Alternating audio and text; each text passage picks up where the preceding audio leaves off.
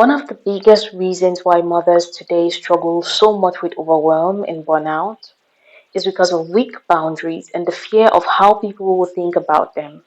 And also a long time of programming, making us women to feel like we have to be yes people and always do things the right way. So today, we bring you a video from one of the most admired women on earth on how she started her journey of saying no and setting boundaries for the betterment of her life. I first started making money, and it was, my salary or my earnings were published all over the place. I mean, the first year I was like, really? Did I make that much money? Oh my God. It was very difficult for me to figure out where my boundaries were because I'd grown up poor and didn't have anything. So it's easy when you don't have anything and people ask you for money. And they say, I need $500. You say, I don't have it because I'm just trying to get my rent paid. It's harder when your multi-million-dollar salary is now in the paper and you get a lot of friends and cousins you didn't have before. So how do you set boundaries for yourself? I was having trouble setting boundaries for myself for even strangers. People would just show up at my door in Chicago and say, Oprah, I left my husband, please help me. And I would, because she knows I have it. So don't try that now though, okay? Don't try that now, I figured it out.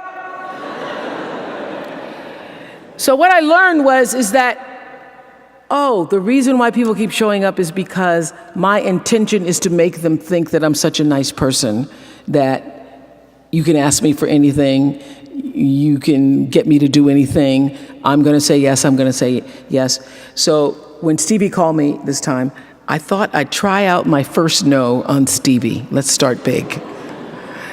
He wanted me to donate some money to a charity, and I didn't want to donate to the charity because I have my own charities, and I care about a lot of people, but the problem is when you have money, everybody thinks you just want to give to everything. So every letter I ever get starts with, we know you love the children. Yes, I do love the children, but somebody else is going to have to help the children. So I said to Stevie, no. And as a person who has that disease to please, I was waiting for him then to say, I will never speak to you again. I will never call you. I will never sing a song for you. And he didn't. He just said, okay. Okay? Okay, it's okay? He said, okay, check you later. And what I learned from that is, many times you will have angst and worry about things and put yourself in a state, like someone said this morning because their phone went off, they were mortified over a phone, I said, really? You will put yourself in a state when the other person really isn't even thinking about you.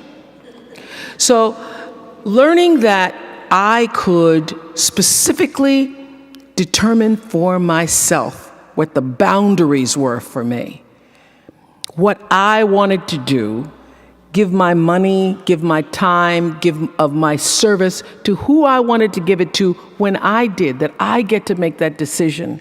And just because you get 100 requests a week doesn't mean you have to try to fulfill all of that. Just because you have all of these demands on your time and on you doesn't mean that you have to say yes. You get to decide because you're the master of your fate. The captain of your soul, as William Ernest Henley said in Invictus. And understanding that really changed the meaning of my life in that I was no longer driven by what other people wanted me to do, but took charge of my own destiny, making choices based upon what do I feel is the next right move for me. If you like this video, please do not forget to like, leave a comment and subscribe so you do not miss other videos like this. If you found value in this video, then the book The Balanced Mom, Structuring Your Life for Peace, Clarity and Purpose would add a lot of value to your life.